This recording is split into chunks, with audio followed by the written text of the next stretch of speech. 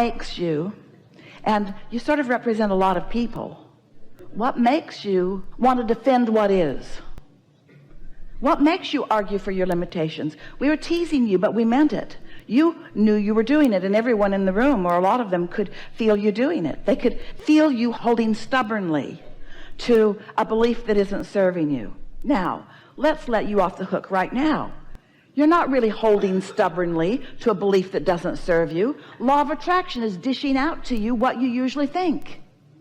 You're in the receptive mode of that. You're in the receptive mode of what you usually think, you see.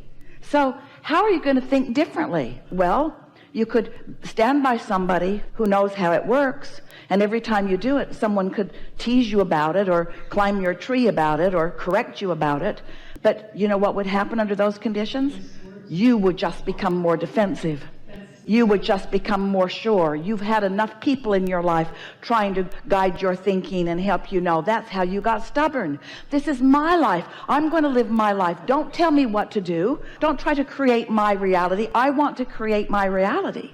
But in the process, you see, when you get defensive, when you are justifying or defending, if you feel like you have to defend yourself against something, you make that something bigger and bigger and bigger and bigger and bigger, because you create your own reality. And you know why you do it? Because if I can create something big and bad and I can overcome it, then I'll be good.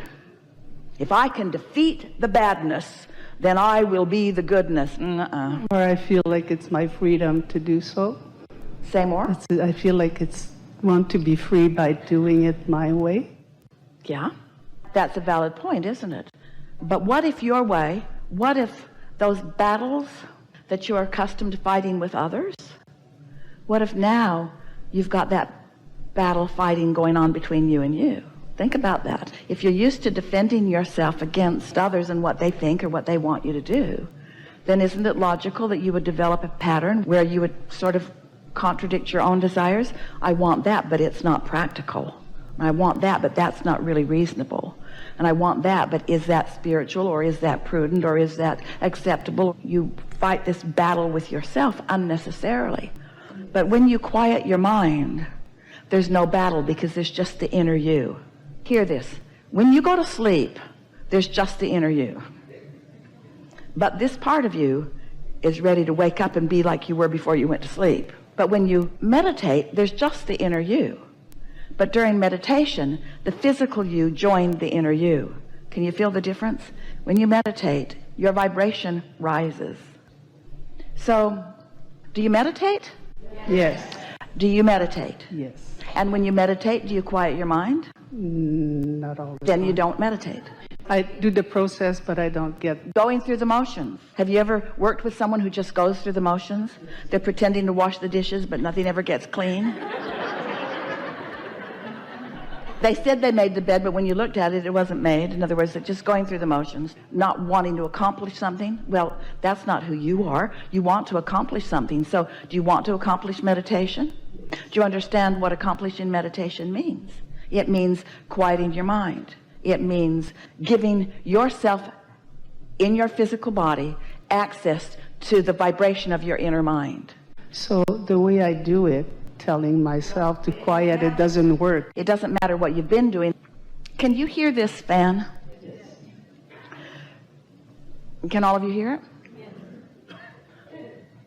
Just now, for the first time, Esther used that fan to focus on, to come into Abraham's energy just now. First time she's used the fan in the room for that. Now we want to tell you the benefit of this fan that you can hear. It's not interesting. There's not much meat in the thought of the fan. No point in comparing it. That fan isn't as nice as other fans I've heard. I don't think that fan likes me. There are none of those thoughts. That fan let me down. No. You just can't really find a contradictory thought about that. In fact, that fan is about as void of anything to think about as anything that you might think about, isn't it? It's not interesting. But it is something to notice. Can you notice it? Yes. Close your eyes and just focus on the fan. And when your mind wanders, and it will, because There are other things in your mind other than the fan. Just let the fan be the most important thing to you right now.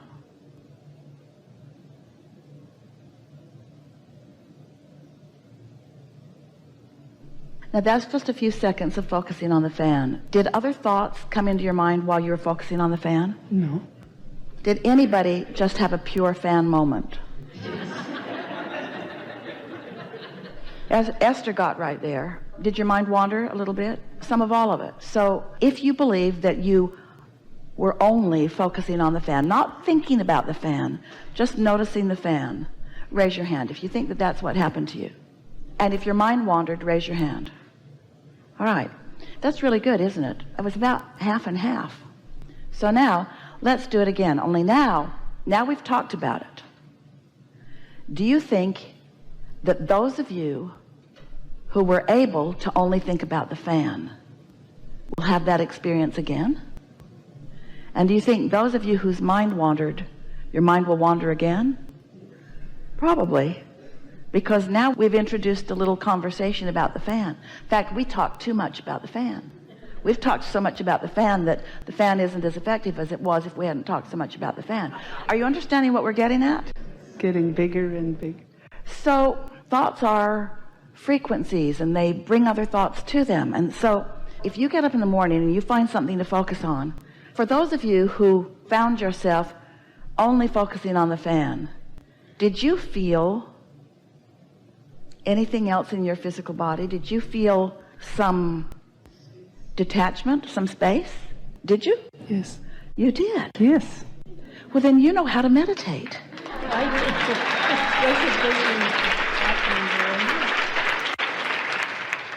That's all it is. It's just doing that and not doing it very well, and next time doing it and doing it a little better, and sometimes doing it better than others, but knowing what you're doing and knowing what you're reaching for. Before long, it won't be more than 2 or 3 or 4 or 5 or 6 or 7 or 8 or 9 or 10 or 30 days into the process of doing that before you'll find the relief of a quieted mind. Now, the relief of a quieted mind just feels like relief. If you've got something bothering you, it will feel like relief. If there's nothing bothering you, it will just feel like sort of a nice state of being. But sometimes these are some of the things that then begin to happen. You may find yourself sort of moving during meditation. You may find your head sort of moving. That's really good, because that means your inner mind, your inner being, is projecting the impulse and you're receiving it. That means you're in the receiving mode. I feel it spinning sometimes. You've done that? Then you've meditated. Yeah, that's what I mean, and now it's gone. So that's why I feel so sad about the whole thing. Now, we didn't get far enough in it for those words not to still come. You began arguing for your limitation again. We got pretty far down the road before you did that, though, didn't we? So, are you getting the sense of this?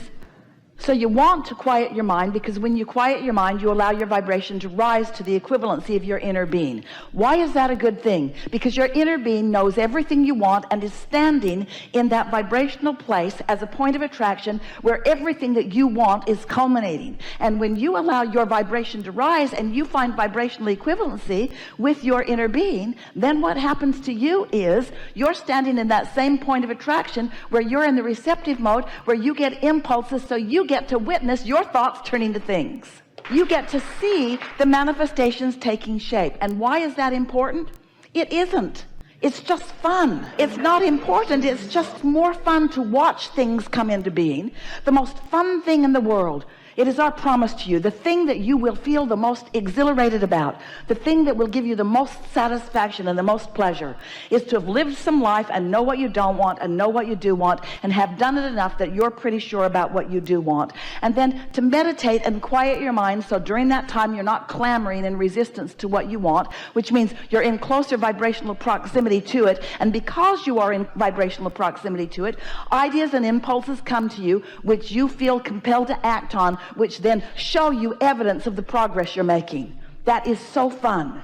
When you set an intention for something and then you get to witness the universal forces that are always working on your behalf, and you witnessing them because you're letting yourself be the receiver of the evidence of the progress of your intention, there's nothing more exhilarating than that in all of the universe. And there is nothing less exhilarating than to want something that you don't let in and then complain about it day after day after day after day, not letting it change, just letting the desire get bigger. Every time you complain about something, your desire gets bigger. So now consider this. This is a vibrational fact that you are ready to hear right now, maybe for the first time you've ever heard it.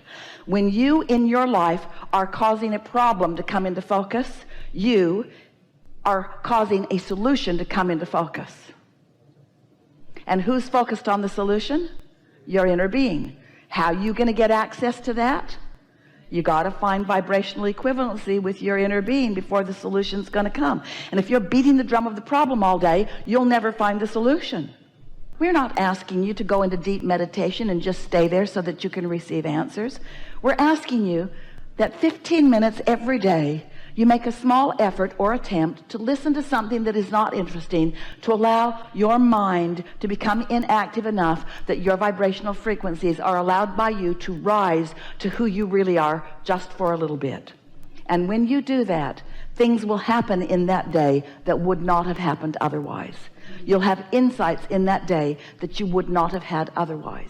Things will go better for you in that day that would not have gone better for you otherwise. You'll have evidence of the manifestations coming into being that you wouldn't have had otherwise. It's like play. You feel like joy. You feel like the interaction with You feel source. joy instead of stubborn. Yeah. You feel happy instead of tense. You feel eager instead of tired. You feel clarity instead of confusion. It's just a much better day. And let's say that some of you who maybe haven't been meditating, or have and then stop, or don't do it regularly, let's say that our sales job has convinced you that this might be a good idea because it's the only way. Because law of attraction won't let you loose otherwise. So let's say we convinced you and you began meditating and you began noticing that on those days that not only did you just feel better, but there was more fun because there was more evidence of you allowing the universe to work on your behalf. So you feel a little more blessed, you feel a little more understood, you have more fun. It's a better day. And then let's say you wake up on a morning, you didn't plan it very well, your phone started ringing and you got into the day and you didn't meditate. And that day is a different kind of day. That day sort of sucks in subtler ways. But then on another day you meditate and it's a better day. And then you meditate and it's a better day. And your days get better and better, and then you don't meditate and it's not as good a day. And you put it together. Receptive mode on Monday, not receptive mode on Tuesday. Receptive mode on Wednesday and Thursday and Friday. Saturday was awesome. Sunday, I slept in because I was drunk last night, didn't meditate, and didn't go very well that day. In other words, you start noticing the correlation between you allowing yourself to find your receiving mode and you not allowing yourself to find your receiving mode. And then you start noticing, maybe saying it only to yourself and maybe saying it to others. When I meditate, it's like there's a whole cadre of assistance that follows me around. It's like there's someone that is moving ahead of me, just getting things out of the way. And on days that I don't meditate, it's more like I'm out there on that raw and ragged edge all by myself. Because it's attraction, attraction, attraction, attraction, attraction.